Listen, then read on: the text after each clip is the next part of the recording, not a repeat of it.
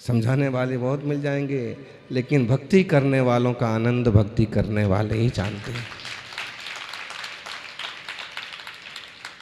मुनिराजों का दिगंबरत्व नग्नत्व तो बहुत लोगों को दिखता होगा, लेकिन उनका अंतरंग वीतरागता आनंद उनको ही दिखता है। ये नित्यमय पूजा में आता है कि श्री जी का रोज नवन हो, श्री जी की स्थापना हो, सुंदर मंदिर का निर्माण हो। और आगे की बात ये कह रहे हैं, ग्राम आदि नाम, ग्राम आदि दान कर देना। अब आज आपके पास पूरा गांव तो नहीं है, लेकिन खेत दान कर देना, मंदिर बनाने के लिए जमीन दान कर देना, मंदिर के लिए अपने बस्ती के पास, मंदिर के पास पुराना मकान है, छोड़ने जैसी जगह है, उसको बेचने की बजाय मंदिर के नाम से दान कर देना। ये भी सदर्शन पूजा में आता है। क्यों? उस भूमि का क्या उपयोग होगा? उस भूमि का उपयोग होगा, रथ रखा जाएगा, मुनिराज विराजेंगे, द्रव्य सामग्री रखी जाएगी, पंडित जी पुजारी जी रहेंगे, वो भी सदार्शन पूजा में आ रहा है। उदार बुद्धि बनना, कभी अपने घर के आसपास जिनालय का निर्माण हो और हमें अवसर मिले कि हम उसमें दे सकते हैं जमीन, या इतना सा कोना छोड़ देंगे तो मंदिर की शोभा बढ़ जाएगी, तो अपने घर का, अपनी दुकान का कोना भले कट जाने देना, लेकिन जिनालय सांगोपांग बनने का सपना देखना। ऐसे लोग मिल जाएंगे कि वो इतना सा कोना छोड़ने को तैयार नहीं होते। हम क्यों छोड़ेंगे? पंचायत मनाएगी, समाज मनाएगी कि साहब जो लेना है ले लो, लेकिन इतना सा हिस्सा दे दो। और कई लोग ऐसे मिल जाएंगे, आजकल क्या करते हैं, मंदिर के आजू बाजू थोड़ी दुकान वगैरह भी कहीं कहीं निकाल देते हैं। उसमें लोगों का आशा ये होता है कि इसमें से कुछ कमाई होगी और मंदिर की सेवा पूजा चलती रहेगी। उसमें ये ध्यान रखना जरूरी है कि वो दुकान ऐसे लोगों के पास, पहले तो नहीं निकालने में ही भलाई है, लेकिन मजबूरी है व्यवस्था की, तो निकालें भी तो ऐसे लोगों के पास जाए और ऐसे व्यापारी के पास जाए कि जहाँ शुद्ध सात्विक और सदाचार वाले काम हों, वैसा ही सामान खरीदा और बेचा जाए। हिंसात्मक कार्यवाही हो, ऐसा कोई काम नहीं होना चाहिए। और दूसरी बात, जो लोग ऐसी चीज लेते हैं उनको वो ईमान बरतना चाहिए कि जिस कीमत पर बाजार में वो उपलब्ध है वस्तु, उससे सवाई कीमत, उतनी कीमत मंदिर जी को देना चाहिए, कमेटी को वापस भेंट करना चाहिए। ऐसे लगता है कि ये तो बस हम अध्यक्ष हैं, तो ये बस अब हमारा बेटा पोता या हम जिसको कहेंगे वो यहाँ दुकान करेगा। ऐसे करते हैं कोई कोई लोग। ऐसा नहीं हो। सदार्चन पूजा में आता है मंदिर बनवाना, जमीन दे देना, खेत दे देना है। महावीर जी भगवान का चालीसा है, उसमें एक लाइन आती है ना, क्या आती है?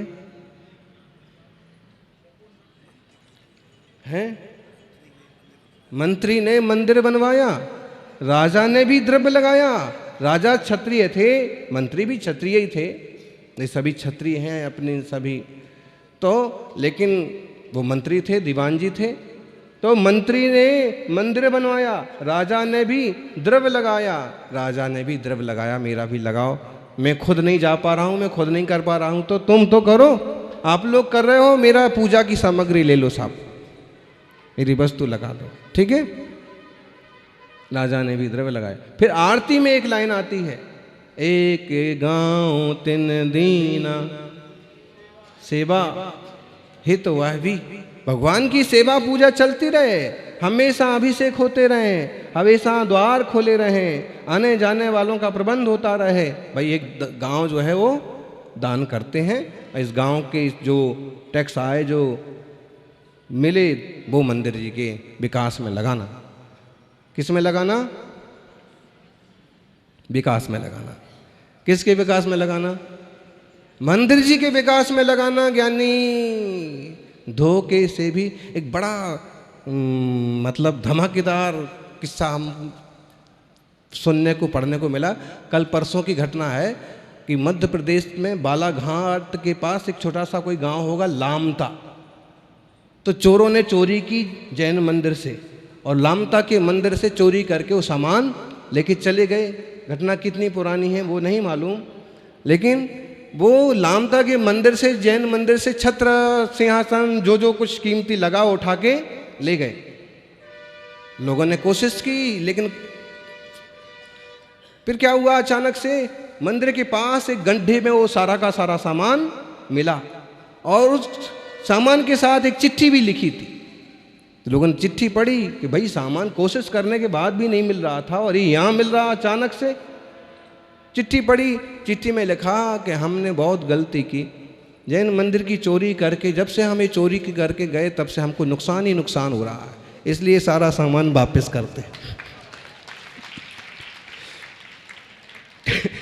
मतलब चोरों को भी ख्याल आ गया कि हमने मंदिर की चीज़ें दबा रखी हैं, इसलिए समस्याएं खड़ी हो गई हैं। साहूकारों को तो ध्यान में आना ही चाहिए कि मंदिर की चीज़ें अगर हम वापरेंगे तो।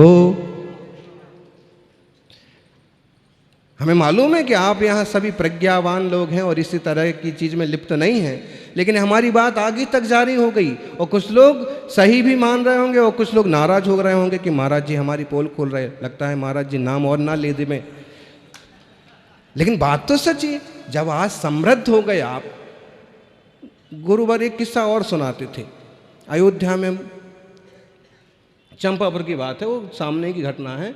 वहाँ पर एक परिवार रहता था और मंदिर के नीचे छोटा सा वो तलघर टाइप के बन जाते हैं ना, छोटी छोटी दुकानें निकाल देते मंदिर को ऊंचा उठाने के लिए। बाजू में है, आज भी है, बासुकुच भगवान का ऊपर वाला मंदिर में नीचे तरफ थोड़ी सी जगह। तो बोले कि यहाँ एक व्यक्ति पूजा करने के लिए पुजारी के रूप में आया और उसने कहा कि मैं पूजा करूँगा और ये मुझे, लेकिन आप इतनी और सुविधा दो कि नीचे वाले में जहाँ मैं रहूँगा वहाँ अपनी वो मनहारी टाइप की दुकान भी करूँ, चूड़ी वाले चूड़ी पहन जाएं, महिलाओं की सामग्री। तो लोगों ने सोचा कि गरीब आदमी पूजा कर रहा, पुजारी का, तो ठीक है। थोड़े दिन के बाद उसको थोड़ा सा सक्षम हो गया। उसने लोगों से कहा फिर कि देखो, शुरू में तो मैंने आपसे बिना भाड़े में ली थी दुकान, लेकिन भगवान की कृपा से अब मुझे खूब अच्छा लग रहा है और मैं अब इस लायक हूँ कि दुकान का भाड़ा मंदिर में चुका सकूं। तो मैं चाहता हूं कि दो में से एक बात आप मान लो, या तो जो इसकी भाड़ा है 500 रुपये, तो या भाड़ा, या फिर ऐसा कि मैं भगवान की पूजा करूंगा और मंदिर से कुछ नहीं लूंगा। अब मैं पुजारी के रूप में रहूंगा, लेकिन आप मुझे जो दे रहे थे उसकी मैं इस दुकान से अपना आजीविका चलाऊंगा।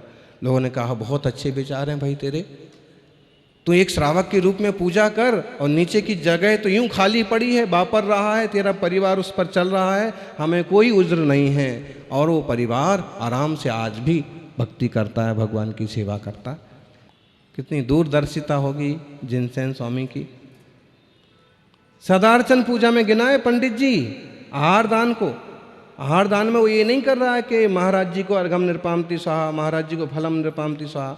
वो पूरी तैयारी कर रहा है, पड़गान कर रहा है और फिर आहार करवा रहा है। और आहार को किस में गिना है? शास्त्र दान को किस में गिना है? मुनिराज के पाद प्रक्षालन को किस में गिन रहे हैं? अभी आगे भले स्पष्ट कर देंगे कि भैया वृत्ति में भी मुनिराजों की, और फिर देव पूजा, गुरु पास्ती, वो अलग अलग कर्तव्य में गिन लेंगे, लेकिन सदार्चन पूजा में गिना है किन्होंने? बोलो, जिनसेन।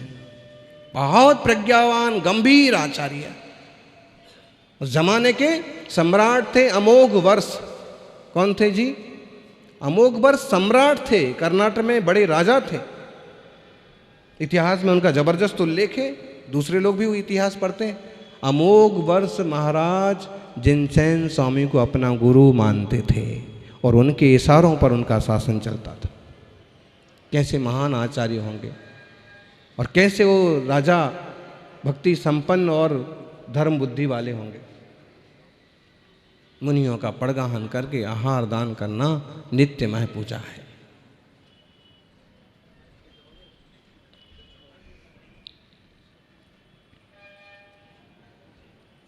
अब मुनि महाराजों का आहार दान रोज देना चाहिए।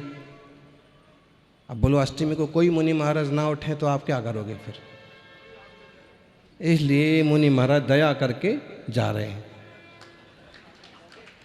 ताकि आपका कर्तव्य में कोई दिक्कत न पड़े।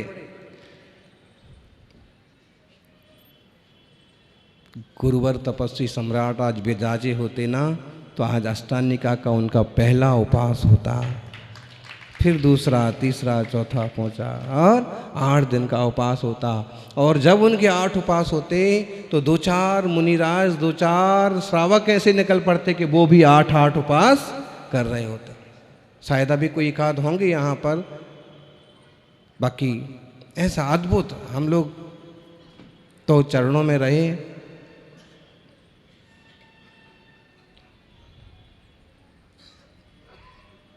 हम लोगों को इशारा कर देंगे कि आप लोग जाइए,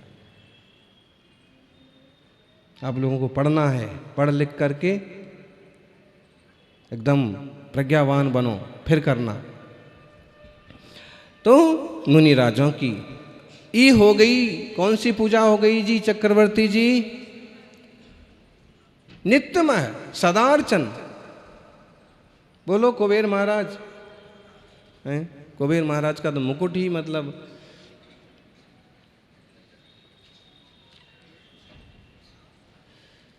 और फिर पीछे कौन कहलाते हैं? महायज्ञ नायक और महामंडलेश्वर। ये सारे ना शास्त्र सम्मत पद हैं। अपन भले आज उस पोस्ट पर साक्षात नहीं है, लेकिन उस पोस्ट को स्वीकार करके, उस पद को लेकर के जब वो व्यक्ति उस टाइप की भावना, जैसे मुनिराज हैं तो मुनिराज कल तक सादा इंसान रहे होंगे, लेकिन जैसे ही गुरुदेव ने उनको 28 मुल्कों के संस्कार किए तो अपने आप को बिल्कुल महावीर स्वामी की तरह महसूस करने लगते, अपने आप को भीतरागी मुनि महसूस करते हैं, उस तरह से साधना करते हैं, उस तरह से हिम्मत बढ़ाते हैं। ऐसे ही आपके संस्कार हो गए, स्थापना हो गई, आप इंद्र हैं, चक्रवर्ती, महामंडलेश्वर। आदिनाथ भगवान महामंडलेश्वर थे, लेकिन उनके बेटे चक्रवर्ती बन गए, भरत चक्रवर्ती। कल्पद्रुम पूजा, पहली पूजा सदार्चन, दूसरी चतुर्मुख। चतुर्मुख बोलो या सर्वतोभद्र बोलो, चारों दिशाओं में भगवान जिनेंद्र के मुख होते हैं। आपको याद हो कारकल में एक मंदिर ऐसा है, थोड़ी सी पहाड़ी पर है, बाहुबली भगवान है, वो वाली बात नहीं कह रहे, उससे अपोजिट एक और पहाड़ी है और उसमें 3-3 प्रतिमाएं हैं और 3-3 प्रतिमाएं चारों दिशाओं में हैं और बड़ी बड़ी प्रतिमाएं। उस टाइप का चतुर्मुख मंदिर, चारों दिशाओं में 3-3 बड़ी प्रतिमाएं हैं। जैसे अपन मानस्तंभ में एक प्रतिमा रखते हैं, छोटा सा मानस्तंभ बनाते हैं, वहां पूरा मंदिर है उस चीज का। बहुत आकर्षक, बहुत सुंदर लगता है। तो चतुर्मुख सर्वतोभद्र पूजा, सब तरफ से पूजा की जाती है। और वह पूजा करते हैं महामुकुटबद्ध राजा। देखो वो अपना मुकुट बांध रहे हैं, क्योंकि वो पूजा कौन करते हैं? मुकुटबद्ध राजा ही करते हैं। मुकुट बंधा हुआ होना चाहिए, सच्ची बात है। आप अगर आपका मुकुट नहीं है तो किस बात के राजा हैं आप? वेशभूषा का जबरदस्त प्रभाव होता है। तो दूसरी बात, पहली बात हो गई सदार्चन, दूसरी हो गई चतुर्मुख, एक ही आ गए। ऐसा इनका जैसे किसी ने छीन लिया हो। देखो ये बिल्कुल ध्यान रखो, हार मुकुट पूरी पोशाक अच्छे से पूरे भाव से भक्ति से करो, बिल्कुल मन जोड़ करके। मुकुटबद्ध राजा पूजा करते हैं, सर्वतोभद्र। लो ये पीछे से बांधेंगे, जय हो।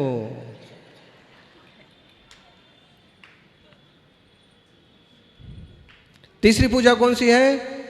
कल्पद्रुम पूजा, समौसरण पूजा। कौन सी है? ये समौसरण की रचना की कल्पद्रुम पूजा। और कल्पद्रुम पूजा करते हैं चक्रवर्ती। कौन करते हैं? चक्रवर्ती।